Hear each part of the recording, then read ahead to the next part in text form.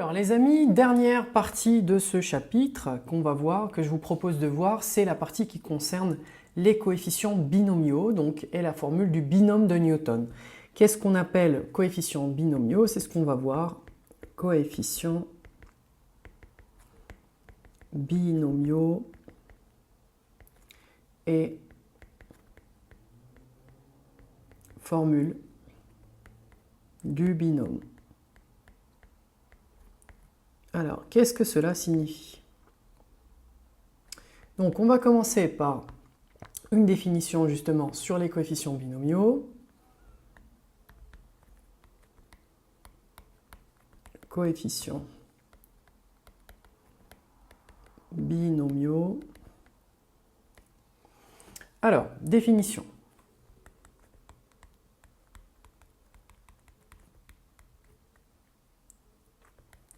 Donc, soit n appartenant à n un entier naturel. On appelle factoriel, bon, c'est quelque chose que vous avez déjà vu hein, en terminale, factoriel n, et on note comme ceci, factoriel n point d'exclamation, l'entier défini par donc factoriel n égale au produit des entiers k allant de 1 jusqu'à n.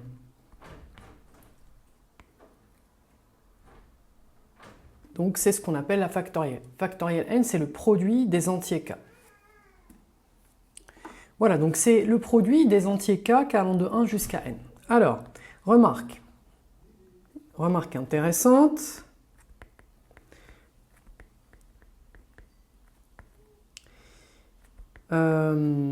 Alors, on a factoriel 0. Vous pouvez vous dire, mais tiens, c'est quoi factoriel 0? Est-ce que ça existe? Alors, par convention, factoriel de 0 est égal à 1. Et si n est supérieur ou égal à 1, factoriel n est égal à n fois factoriel n-1. Donc, évidemment, factoriel n, c'est n fois factoriel n-1. Factoriel de 5, c'est 5 fois factoriel de 4, puisque 5 factoriel, c'est 5 fois 4 fois 3 fois 2, etc.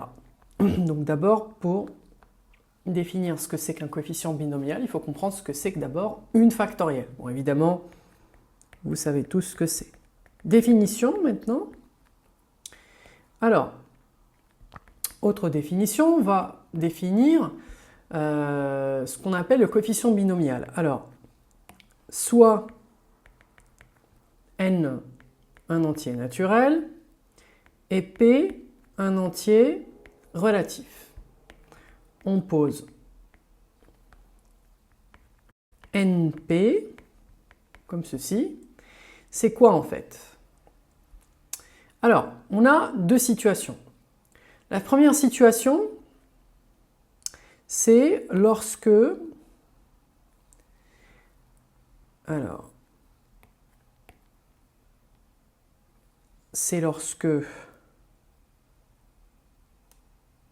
on va faire comme ceci.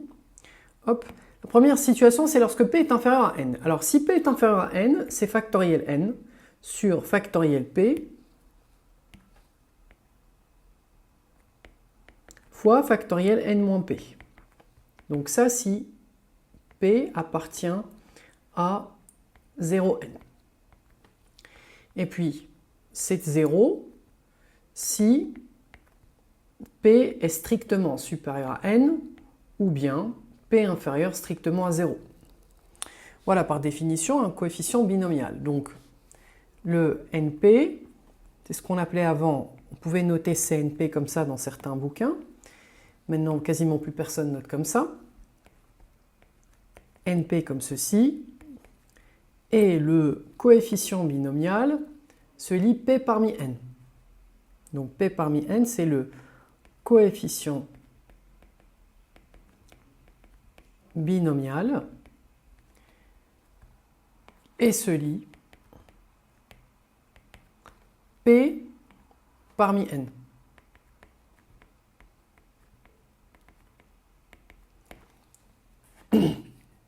Alors, maintenant, on va voir quelques propriétés.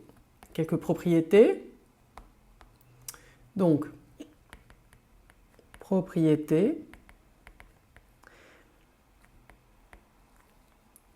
Si on considère un entier naturel n qui appartient à n, étoile, non nul.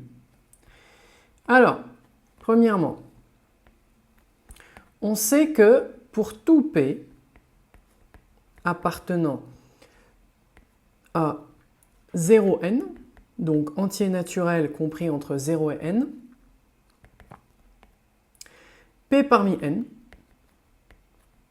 est égal à n-p parmi n. C'est ce qu'on appelle aussi les combinaisons. Donc, combinaison de p éléments parmi n éléments, c'est égal au nombre de combinaisons de n-p éléments parmi n. C'est ce qu'on appelle la symétrie des coefficients binomiaux.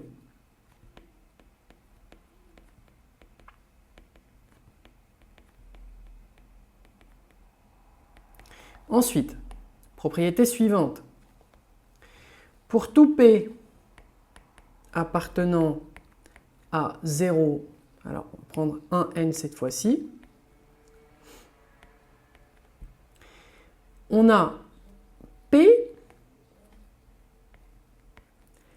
multiplié par p parmi n est égal à n multiplié par p-1 parmi n-1. Donc p multiplié par p parmi n est égal à n multiplié par p-1 parmi n-1. Troisième propriété.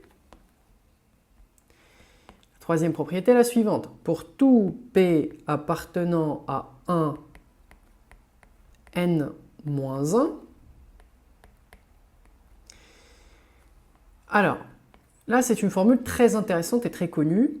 P parmi n, c'est égal à P-1 parmi n-1 plus P parmi n-1.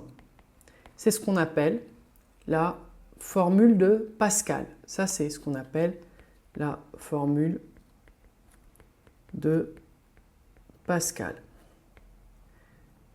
Ça, c'est la formule de Pascal. Voilà, donc trois formules qu'il faut retenir. Donc, alors, pour info, cette dernière formule, cette dernière relation,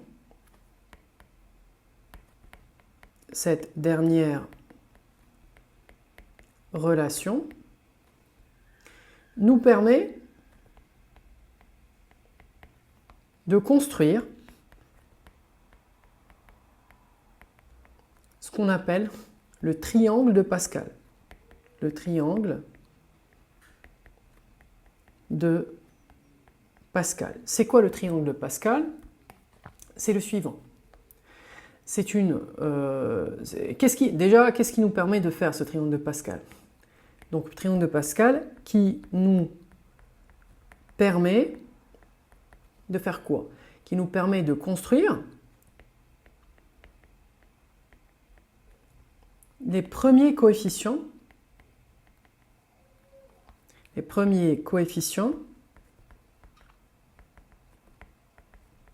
binomiaux. Donc le triangle de Pascal nous permet de construire les premiers coefficients binomiaux. Comment on le construit ce triangle de Pascal? On le construit de la façon suivante, c'est-à-dire qu'on va avoir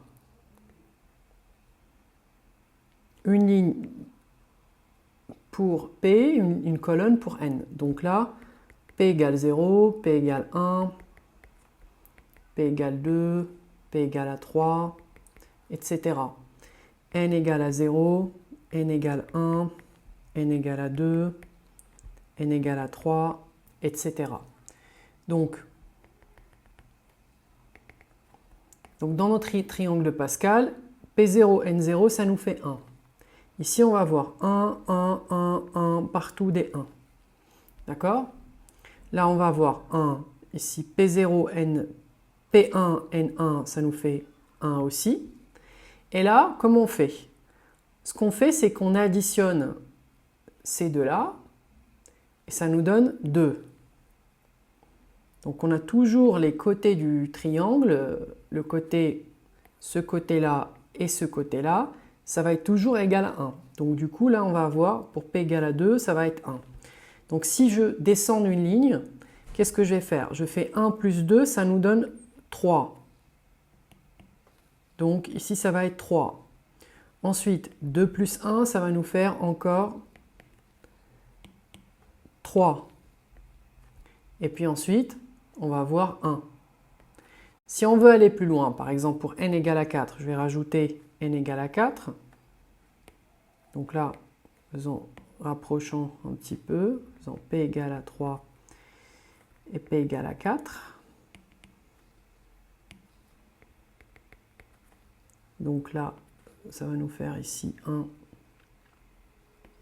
Si on veut rajouter n égale à 4, par exemple, ben, la même chose, même principe.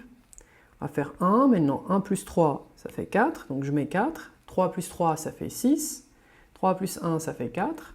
Et puis ici, on va poser 1, etc. etc. Vous voyez bien qu'on a un triangle ici. Ça, c'est un côté, ça, c'est un côté, etc. etc. Donc, c'est ce qu'on appelle le triangle de Pascal. Et il nous permet de trouver les coefficients binomiaux. Alors, qu'est-ce que ça signifie?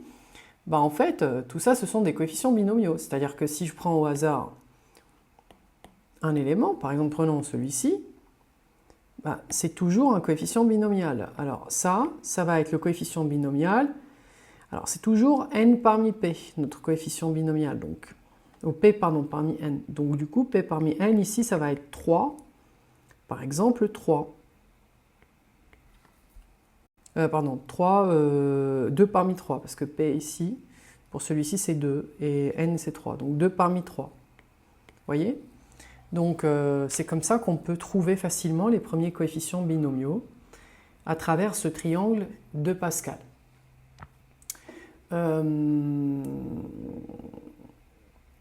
Voilà, donc qu'est-ce qu'on peut faire? Ben voilà, donc ça c'est quelque chose à connaître. Ensuite, on a la formule du binôme de Newton. Donc, théorème, enfin de 2, formule du binôme de Newton. Formule du binôme de Newton. Alors, théorème.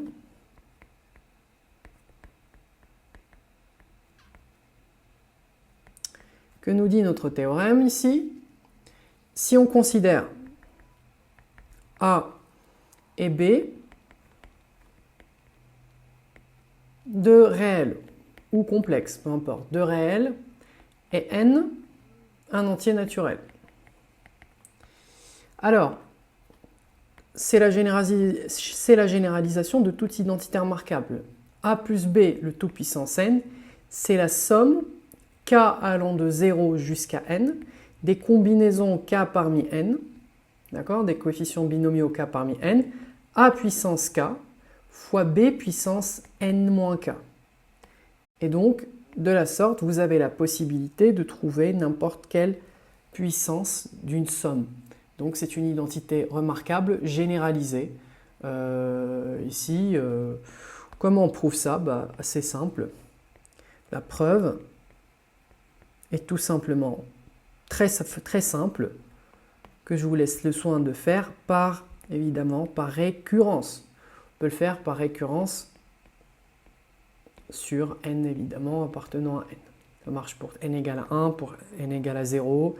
Pour n égale à 2, c'est l'identité remarquable classique. Et évidemment, on fait une petite hérédité sans difficulté. Voilà les amis, donc pour cette partie sur les sommes. Donc là, on a vu tout ce qui est intéressant, tout ce qui est important à voir. Le reste, vous allez l'acquérir dans les exercices. On a vu pas mal de choses. Ce cours-là, vous pouvez le télécharger évidemment en PDF dans la section dédiée dans ce module. Je vous invite maintenant à essayer de faire des exercices. Je vous propose des exos corrigés. N'hésitez pas à les faire par vous-même et puis à consulter la correction, que ce soit en PDF aussi, vous trouverez dans ce module de formation, ou que vous trouverez aussi en vidéo. Pour certains, j'ai développé certains exercices en vidéo également. Vous trouverez la correction complète.